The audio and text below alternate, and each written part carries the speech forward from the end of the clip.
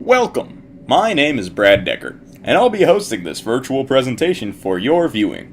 It is entitled, The PSA and You, and was written as a requirement for my Introduction to Technical Writing course during the fall of 2011. So, what is this presentation about?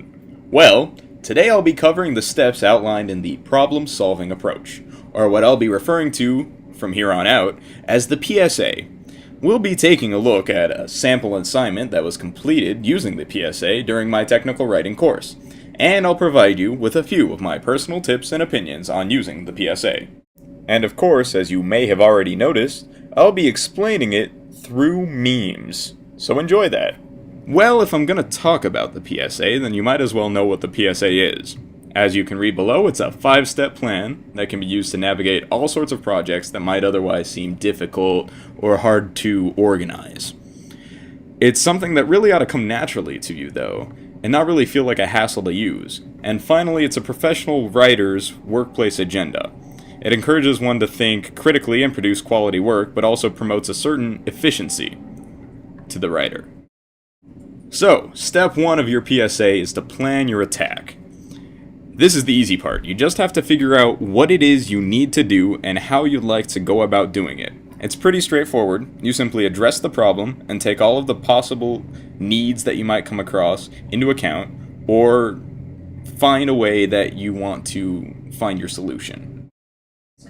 But how does one find such a solution? Step 2 of the PSA is to do some research. Consult manuals, experts, textbooks, basically any informational source, for ideas on methods, past templates, or factual evidence. Keep track of what you learn, as you'll probably need to reference it over and over again over the course of the project. Step 3 of the PSA is to form a draft. This draft can be a bare-bones version of what you expect the final product to look like, or it can be a fully realized version of the final product that might simply need to be reviewed. In essence, this is your first chance to put it all together, and see if your plan is working or not.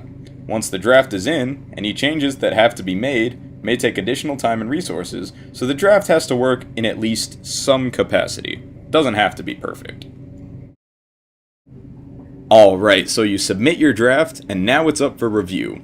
Have someone look over and edit your work, be it a peer or a superior or a trusted advisor. Allow them to be thorough and critical. Remember, don't take the criticism too hard. Review your own work as well, and see if you can find any problems with your draft. If so, make the changes. This is the review stage.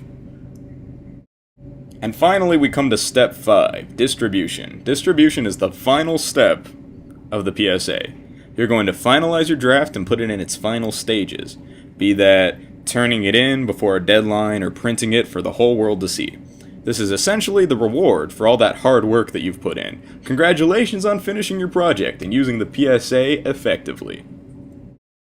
Now, I'm sure that right about now, many of you may be thinking, how am I supposed to keep track of all that? Well, don't panic. If you think back to your past experiences, you'll probably notice that the PSA was secretly at work behind the scenes, helping you create your tasks in an orderly fashion. Indeed, many of these steps seem like common sense in retrospect. The PSA is simply a tool for quantifying progress. It is not ironclad and can be changed to suit your needs. Several steps can be repeated or changed. It's all up to your style of attack. Now we'll be moving on to an example assignment from my technical writing course that I used the PSA to complete, and hopefully you'll understand it a bit more clearly afterwards, as well as how easily it can come to you when you're working on a project. And also, from this point forward, the project's going to be a little bit more serious, so there's not going to be any memes for a couple of slides. Just calm down. They're on their way. They'll be back. Alright, they'll be back at the end of the project. Just relax. I promise.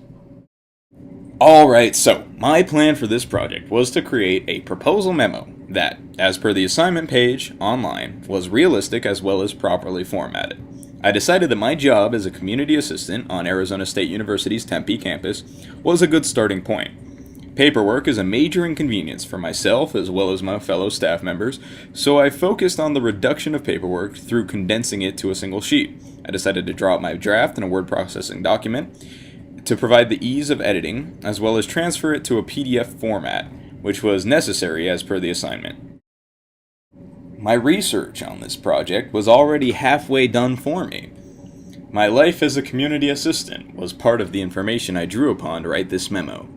I already had a working knowledge of the paperwork situation for me and my peers, so it was easy for me to write about.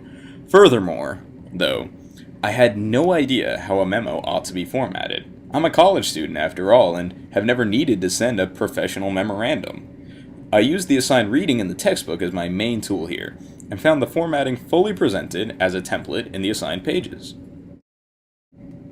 Once I finished researching, I put together a nice, solid draft that I found to be nearly completed. I figured on having to change the formatting a bit if I received any feedback regarding it, but I was already clear and concise in my wording. The content of the draft was not the issue in my mind, so I found myself in a pretty good position at the draft stage.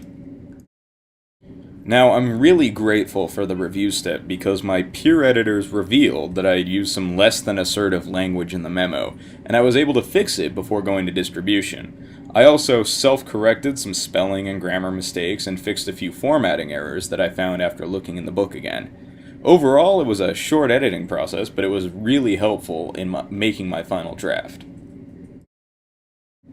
And then finally I reached the distribution stage. I turned in my project on time and received a 45 out of 50 on it. It wasn't perfect, but I gained some good critical advice from the grading comments left by the professor, and was overall pleased with the results. It was a good assignment, and I probably could have turned it into my supervisor, and though I might not have been able to effect a change, they certainly would have respected the fact that I tried, and would have liked the format. And, in conclusion, I'd like to reiterate that the PSA is an effective way to quantify progress, as well as organize one's methods of attacking any given project or assignment. It's not an ironclad solution, but it's certainly a helpful method that anybody could use, and many are already using without even knowing about it. And I'd like to thank you for watching this presentation. If you've enjoyed yourself, I've been Brad Decker, your host. If not, my name is not important. No, seriously, forget my name. Oh, and of course, who could forget all of the wonderful meme photos that I used for this project. Here they are. Here are the links. I created some of them on memegenerator.com, and the rest of them I found by looking them up in an image search on Google. So yeah, here's some credits. Enjoy them. These are credits.